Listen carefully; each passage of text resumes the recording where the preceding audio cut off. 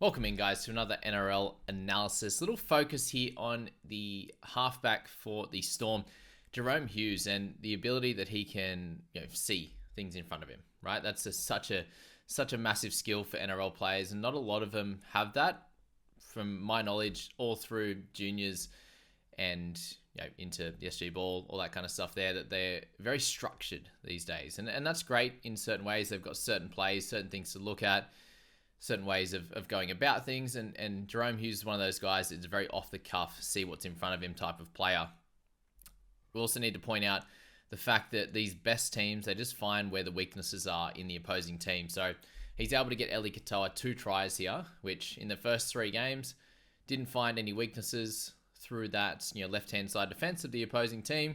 In this one, it's Jaden Hunt and it's Ezra Mam. So a newer combination, obviously, without Brendan Piakura there. We've seen in previous weeks, especially into Broncos, when Walsh went down, they made some changes. The Panthers were able to move their attack around to suit exactly where they wanted to attack the weakness of the opposing team.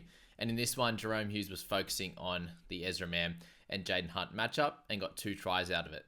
You also see his play where he gets it on last tackle, about 35 out from his line, and sees a gap open up in the defensive line and just shoots for that. And should have got a try out of it. So just really wanted to focus this video on those types of players that are that little step above.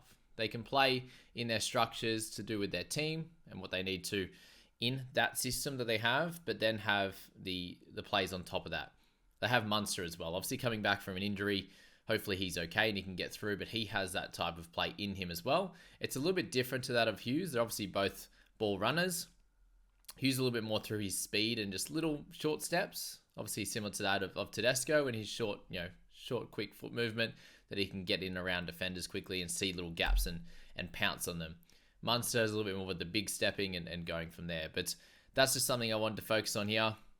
You do see obviously the back and forth nature. Some of the the big game plays in this match when you've got Carrigan and you've got Ezra Mam on that side of the ball for the Broncos. Obviously, Reynolds is great as well, and he's going to be very well lost. Unfortunately, a big loss for the Broncos in this one. Carrigan obviously steering this team around, getting them in good positions to send it out to their important edges, and then their quick edges. You've got Dean Mariner, you've got Jesse Arthurs, both doing great work out there. Selwyn Cobbo is an absolute menace as well. And then to use some of Ben Takura, big shout out to him. A big bopper off the bench that is towering over guys like Harry Grant when he goes to tackle him. So these small fellas are so impressive in the NRL game, that's for sure. So that's really the main thing I wanted to focus on in this game was those guys that could really break open a game, and this was a superior quality football match compared to, yes, there's going to be some rain around this weekend, but compared to a lot of the other matches you'll see going forward. This weekend, what you've seen in previous weeks, it's very clear that these two teams are top 4 type teams, and it was an incredible spectacle last night. It was very, very impressive to watch, and that's something I want you to have a look at over the next few games, over the next few weeks, is, if there is a weakness in the opposing team, does the halfback and 5'8", the hooker, notice that in your team that you're following along with, and can they exploit that? Because we don't see it too often. The best teams do it, and that's exactly what the Storm do here. I think they're on it was about 13 or 14 games in a row that they've won now, against the Broncos here at home, or if it was the Thursday night matchup, or no, just their previous home games actually it was. So, and the last one was early last year in March, I believe. So almost a year of them winning at home. So it's a very impressive stat. We've got the round 1 stat, and we've got the playing at home stat as well. So thanks for listening to this one, guys. I'll obviously have a little bit more to talk about over the next few days with a couple of games tonight and then 3 tomorrow on Saturday. I hope you guys enjoy it. We'll see you in the next one.